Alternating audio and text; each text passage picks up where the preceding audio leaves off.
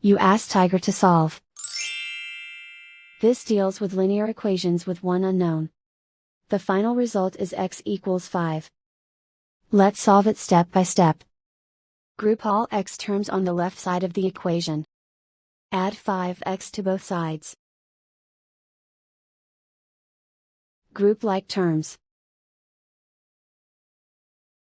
Simplify the arithmetic. Group like terms. Simplify the arithmetic. Group all constants on the right side of the equation. Add 4 to both sides. Simplify the arithmetic.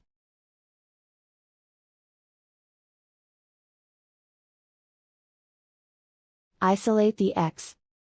Divide both sides by 10. Simplify the fraction. Find the greatest common factor of the numerator and denominator. Factor out and cancel the greatest common factor. And so the final result is x equals 5.